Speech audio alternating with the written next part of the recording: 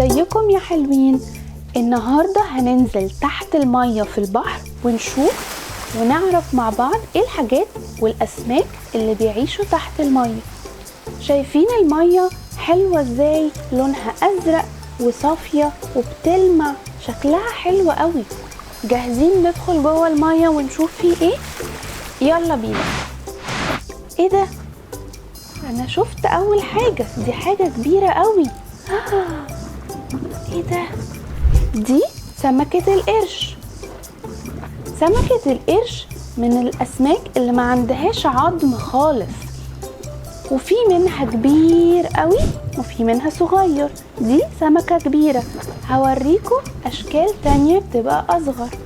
دي كمان سمكة قرش، بس بصوا دي صغيرة شوية. دي برضو سمكة قرش، بس شايفين صغيرة ازاي؟ دي كمان سمكة قرش بس كبيرة قوي، شايفينها؟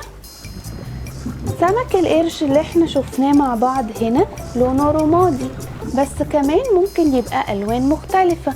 دي مثلا سمكة قرش برضو بس لونها ازرق. في كمان نوع مميز قوي من سمكة القرش، هو ده اسمه هامر هاد شارك، عشان راسه زي ما انتوا شايفين كده. لو قلبناه راسه شبه الشاكوش، عشان كده اسمه بالانجلش هامر هاد شارك. في منه كبير زي ده وفي منه صغير. سمك القرش كله بيسمع كويس قوي قوي قوي وبيشوف كويس قوي قوي قوي، حتى في الضلمة. يعني حتى لما الدنيا تبقى بالليل وضلمة قوي سمكة القرش بتشوف كويس. سمكة القرش كمان بتاكل الأسماك اللي أصغر منها بأي حجم، بس مهم يبقى أصغر منها. تعالوا نشوف في ايه تاني تحت المية.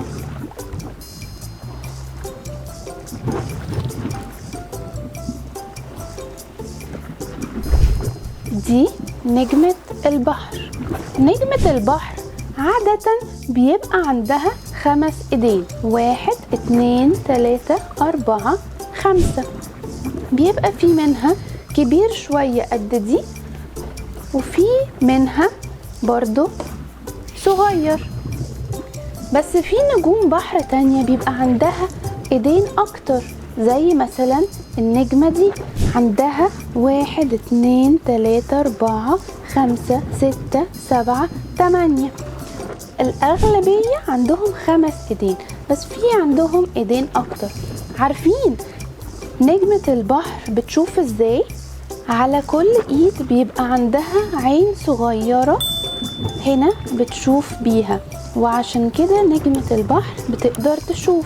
نجمة البحر بتعيش في المية المالحة بس، يعني بتعيش في البحر او في المحيط، بس مش ممكن تعيش مثلا في النهر لو النهر ده ميته حلوة مش مالحة. ايه ده؟ الله،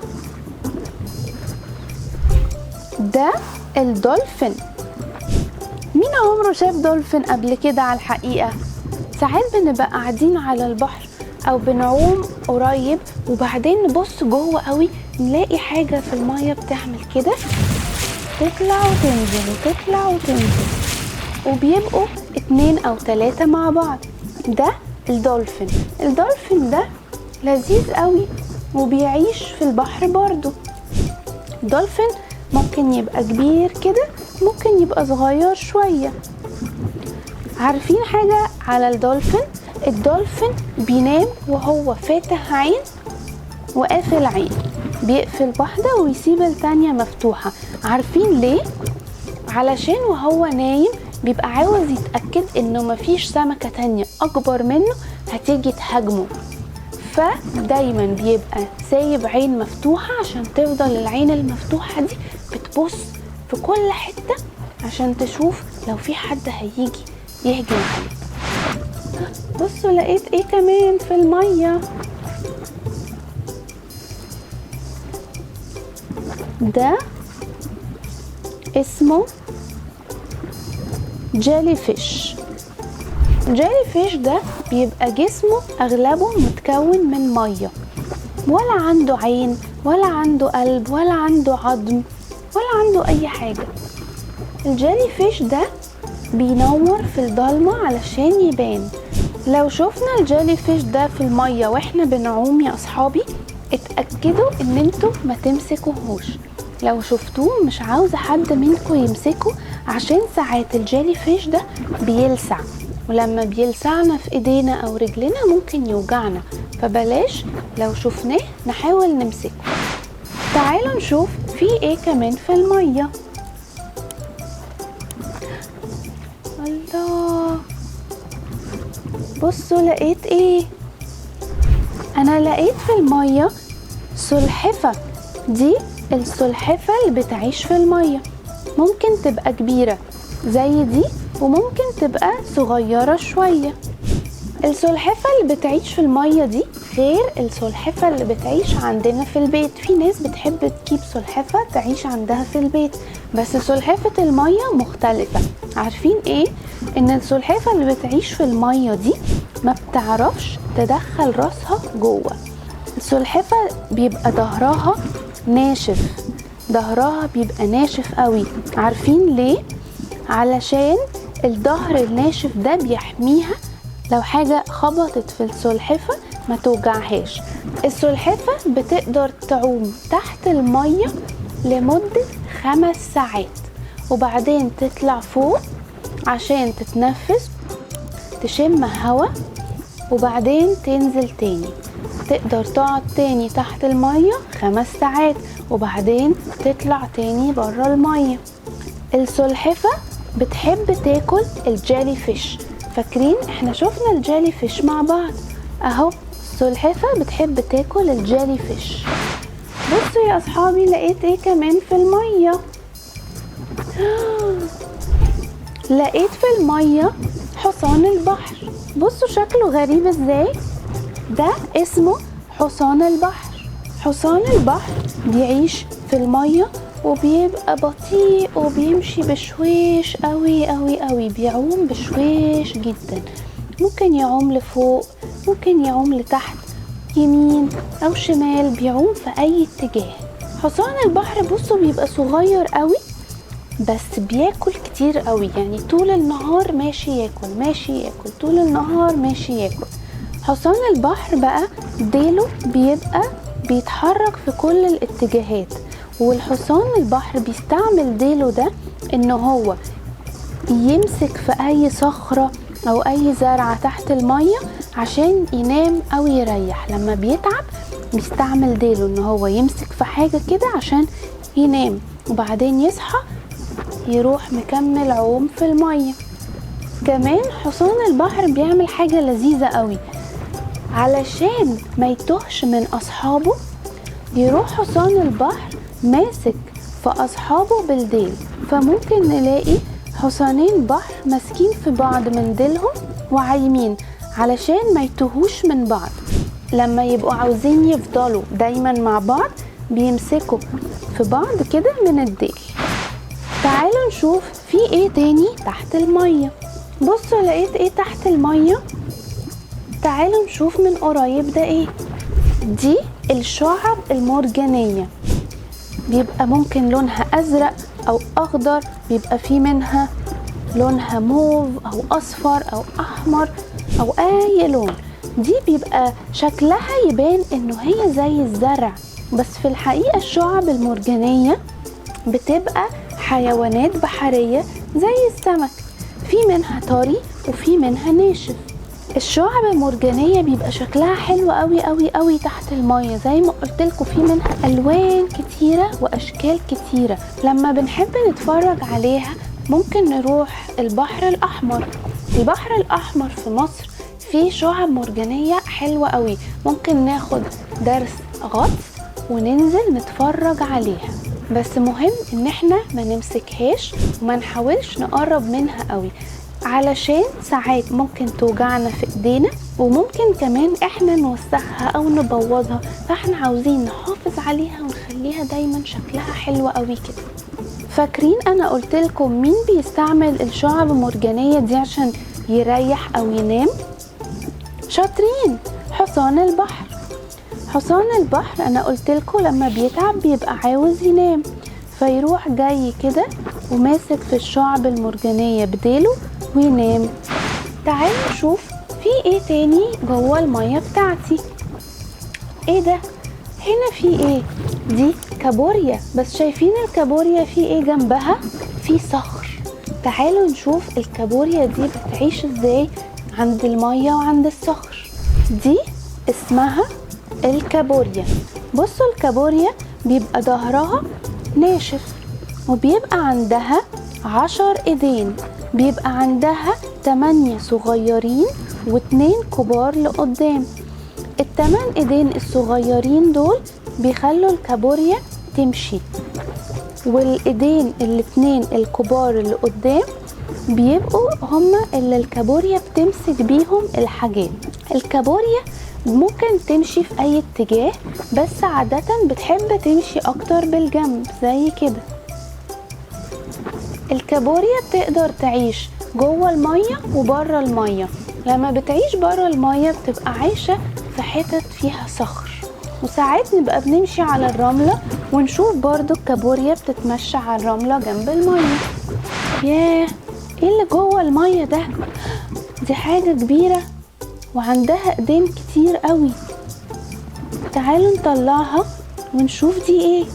شوفوا لقيت ايه تحت المية. ده اسمه الاخطبوط. الاخطبوط بيبقى عنده 8 ايدين طويلة قوي. تعالوا نعدهم: 1 2 3 4 5 6 7 8. 8 ايدين طويلة. ممكن يبقى كبير زي ده، ممكن يبقى صغير شوية. الاخطبوط بيحب ياكل الكابوريا. فاكرين الكابوريا اهي، احنا شفناها قبل كده. الاخطبوط بيحب ياكل الكابوريا. الاخطبوط بيعرف يعمل حركة جامدة قوي. لما يبقى عايم في المية ويحس او يشوف انه في سمكة كبيرة اكبر منه جاية تهجم عليه او تاكله، الاخطبوط بيروح راشش مية غامقة زي الحبر حواليه عشان ما يبانش، ويستخبى ورا المية الغامقة دي، وبكده يقدر يهرب من السمكة الكبيرة اللي جاية تاكله. شاطر يا اخطبوط ان انت بتعرف تتصرف. الاخطبوط كمان عنده حاجة غريبة شوية. عارفين يا اصحابي احنا كإنسان عنده كام قلب؟ عندنا قلب واحد. الاخطبوط بقى عنده 3 قلوب، يبقى عنده 8 ايدين و3 قلوب. في حاجة هنا صغيرة مستخبية تحت المية. انا عارفة ان انتوا هتبقوا عارفينه. مين يعرف ده مين؟ زي نيمو. شاطرين. شفتوا فيلم نيمو قبل كده؟ نيمو ده زي سمكة حقيقية برضو بتعيش تحت المية، بيبقى لونها برتقاني في ابيض وفي خطوط سودا. نيمو ده سمكة اسمها كلاون فيش. نيمو اهو طلع سمكة حقيقية. فاضل معانا ايه تاني؟ تعالوا نشوف في ايه تاني تحت المية. بصوا لقيت ايه تحت المية. بصوا بيعمل ازاي، بصوا بيعمل ازاي وهو بيطلع. ده الحوت. في حوت بيبقى عنده سنان كبيرة، وفي الحوت تاني بيبقى ما عندوش سنان، بيبقى عنده حاجة عند بقه عاملة زي المصفى. الحوت اللي ما عندوش سنان بياكل بطريقة غريبة قوي. بيعمل ايه؟ بيروح فاتح بقه جامد قوي قوي قوي قوي في المية، ويروح مدخل مية كتير جدا جوه بقه، والمية دي بيكون جواها سمك صغير وجمبري، ويروح بالع السمك والجمبري وقافل بقه مطلع كل المية اللي هو مش عاوزها. بس الحوت اللي عنده سنان ممكن ياكل أسماك تانية عادي، بياكل أسماك تانية بتبقى أصغر منه شوية. في نوع الحوت اللي هو اسمه الحوت الأزرق، ده أكبر حيوان في المية أو برا المية، ده بيبقى كبير قوي قوي قوي. آخر حاجة معانا في المية هطلعها لكم دلوقتي ونشوف هي ايه. ايه ده؟ دي صدفة. دي صدفة. دي جواها حاجة ولا ايه؟ تعالوا نشوف. بصوا ناشفة ازاي. تعالوا نشوف ايه اللي جوه. الله، بصوا لقيت ايه جوه الصدفة. لقيت لولي. مين يعرف اللولي؟ اللولي ده بيبقى هي الكورة البيضة دي، وبتبقى بتلمع وشكلها حلو قوي. بنات كتيرة وستات بيحبوا يلبسوه في حلق او في سلسلة او في خاتم، وبيبقى حلو قوي وبيجي من تحت المية. اللولي في منه انواع كتيرة واشكال كتيرة، ممكن يبقى ابيض، ممكن يبقى موف، ممكن يبقى رمادي. واللولي ده بيبقى موجود في الصدف تحت المية. كده يا اصحابي نبقى خلصنا كل الحاجات اللي احنا عاوزين نشوفها النهاردة تحت المية. بس عاوزة اقول لكم حاجة، دايما لما تبقوا عند البحر افتكروا كل الاسماك اللي احنا شفناها النهاردة دي، وافتكروا ان هم عايشين تحت المية. فمش عاوزاكوا ترموا ابدا حاجة في المية، ولا علبة عصير فاضية، ولا ازازة مية، ولا كيس بلاستيك، ولا اي حاجة. لان انتوا لما بترموا الحاجات دي في المية، الاسماك كلها ونجمة البحر والاخطبوط وحتى النيمو والكابوريا وحصان البحر، كل دول بدل لما ياكلوا السمك اللي هم المفروض ياكلوه، بيروحوا واكلين البلاستيك والعلب والازايز فبيموتوا. احنا مش عاوزينهم يموتوا، احنا عاوزينهم يفضلوا عايشين ومبسوطين تحت المية في المكان بتاعهم. فمهم قوي يا اصحابي ما نرميش اي حاجة في المية. هشوفكم الحلقة الجاية. باي باي.